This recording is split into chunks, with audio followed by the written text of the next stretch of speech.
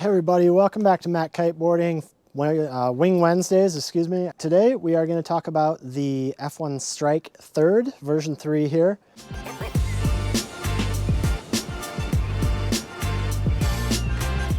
I'm going to bring you a review. You may have seen the overview we posted already, just talking about what's changed, what's going on with this wing, and today, now finally to a point we feel like we've ridden it in enough varied conditions, really put the time in to get you a comprehensive review.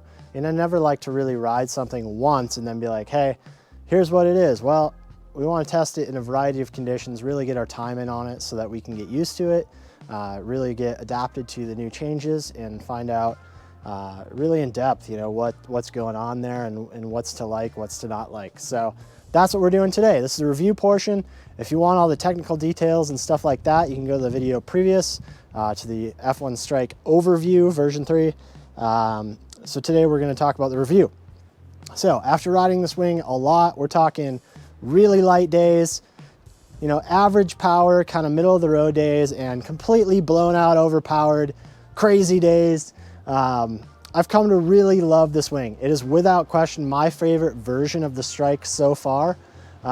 Previous versions, qualms I've had as a heavier rider, as somebody that wants to always ride overpowered.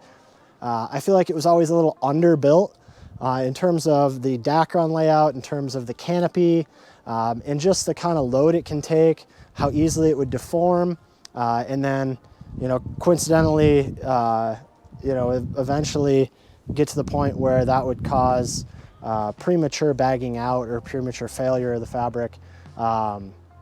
So really amped on what they've done this year with the changes to the upgraded canopy, with the reinforced trailing edge, the new panel layout to help disperse that load with the new load panels. And that really leveled up their game in terms of the rigidity, in terms of what I anticipate will be a very long lasting wing, a wing that's going to keep its performance for a long period. And as a heavier rider, totally amped on this wing. Previous ones, it was always kind of like, that's a great wing. I love the way it behaves in the surf. I love the feel of the wing, but as soon as I start to get overpowered, it would just deform and would just not be balanced right for my weight and that power. But they've really, taken that up a notch. I would say more extreme, more advanced riders with riding with more power, riders that are asking more from the structure of the wing are really going to be amped on the new improvements. And that included, again, the upgraded canopy materials, the trailing edge materials, those new panel layouts. You got the load distributor down here in the trailing edge, new Dacron layout with multiple layers of Dacron, depending on where you are in the leading edge and the strut. And the other part of that is the higher PSI. So we have 10 PSI going into the strut here, 9 PSI going in the leading edge. And that really just brings the wing to a new level of stiffness. You don't need to make the bladders huge and draggy and slow. It's still very sleek and refined like it always has been. But with those higher pressures and that extra reinforcement really brings that wing to a new level of responsiveness and just holds its structure so much better when you're overpowered. Another change I like a lot as a heavier rider, as somebody that's riding overpowered a lot, is the orientation of the handles. So there's a couple things going on with the new handles. They're stiffer, as I mentioned in the overview, but they're also placed in a different spot. So they're slightly shifted backwards, and what that does is it just gives you a more balanced feel in your hands. Previous years felt a little backhand heavy to me, especially once you start to get more and more powered and you're asking more and more from that wing. I think that was partially, again, the frame, but also the handle placement was always a bit backhand heavy for me.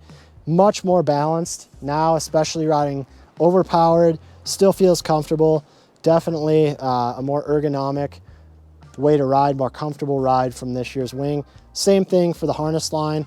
Always had to kind of be reefing on that back handle to get that wing in the right orientation, but now sliding it back slightly really improved that for me.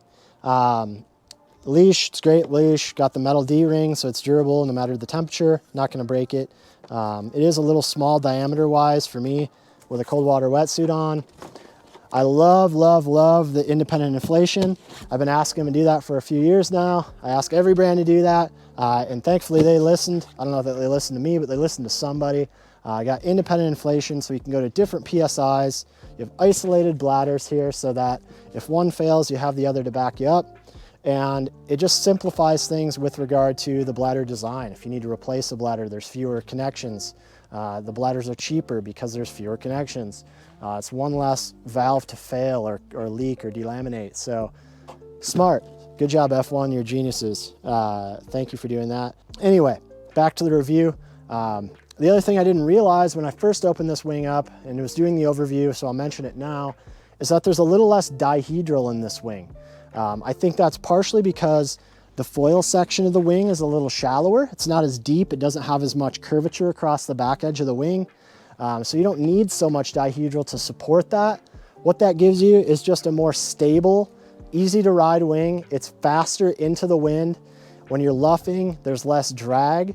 And in terms of the upper end range, one of my favorite things about this new wing is that now that they've sped up that foil section, the wing is a lot faster. It drives forward a lot faster. You can really shear the wind and keep moving faster and faster, building more apparent wind, especially on the high end. The previous versions of Strike, as much as I love them, they would get overpowered very quickly. So if you're in a situation with a lot of gusts or you're just riding the wing in more wind than it really should widen, it would just get overpowered so quickly that you couldn't even hardly manage it. This new version 3 really handles being overpowered well. You can tell that was a priority of theirs. You can tell they wanted to make it faster. You can tell that they wanted to make it ride overpowered more comfortably and more easily. They've definitely accomplished that with this wing. So I'm really excited and happy about that. It still has that legendary Strike grunt on the low end. Definitely has that legendary Strike loft and jumping ability. This thing just goes straight to the moon when you send it. If you've got good power and you just launch a jump, this thing goes really high, really fast. So be ready for that. And that loft also helps catch you coming down and helps you re-engage that wing so that you can get back on foil or land on foil and keep riding. So if you're into freestyle, this wing is a top-notch choice, especially for the version 3. It really lets you ride powered, take advantage of that jumping ability, and being so light and maneuverable, you can just whip that ring around and do all your spins and flips and whatever. So really amped on this wing. Who's it aimed for? I would say really this wing is best for riders doing freestyle or surfing. F1 wings are legendary in the surf. Every year, every model is phenomenal. They just hang there in your hand. They're so well behaved. They're so light feeling in your hand that it's really a top choice for our team year after year in the waves. No exception here. This is one of the best surf wings I've ever ridden, period. Just amazing. I love it. In the waves, would never ever hesitate to grab this wing. In terms of freestyle, I think they definitely leveled it up in terms of its speed. The faster you can go, the more apparent wind you can build, the more power you have, the higher you can jump. You know, the faster you can ride, the more opportunities you have to do what you want to do. And they've definitely accomplished that here. Being a stiffer frame, it's going to hold up better. It's going to allow you to catch yourself more easily and not deform the wing. And again, build those speeds that allow you to reach those jumps and do those maneuvers. It's so light, it comes through the wind so cleanly and maneuvers so well that it just makes your life easy. If you're a person that wants to learn how to do a flocka or do your first jumps, this is an awesome wing. If you're somebody that wants to jump the highest at your local spot, this is the wing that's going to take you there. So yeah, 2 big thumbs up from me. If I had to choose anything I didn't like about it, I'd be really hard pressed to find it if we're being honest. I'd say probably the handles. For me, the nylon covered handles, they can be a little slippery, especially with thick gloves on. Again, I wouldn't hesitate to grab this one, but I do think, you know, with some hard handles, you might be able to shift your hands across the handle a little bit more easily without having to grip it tightly. With a flat bar rather than a curved bar, you can just kind of hang on lightly. If you're looking to hang on like right here, you're gonna have to grip that a bit more or your hand's just gonna fall to the center. So that's just, you know, what comes with the territory with soft handles. It does make the wing incredibly light. It does make the wing incredibly packable.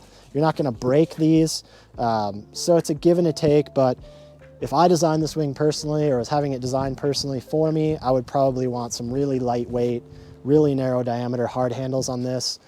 That's, again, just my 2 cents. I think a lot of the people riding F1 have ridden the soft handles so long, they're gonna love it. I think they're gonna absolutely love the rigidification on these with the plastic insert in here to help have a more direct feel. So I do think that's a step in the positive direction, but whatever, my 2 cents, that's it. Really nothing else bad to say about this wing. I love it. It works great. It's perfect for what it's designed for. Is this going to be a wing that's going to be the fastest on the race course, the best upwind as compared to a wing that's designed specifically for racing? Probably not. It's really fast. It's really good. It's competitive in a race for sure. But I think, you know, upwind angle versus something like a North mode, it's going to struggle a little bit.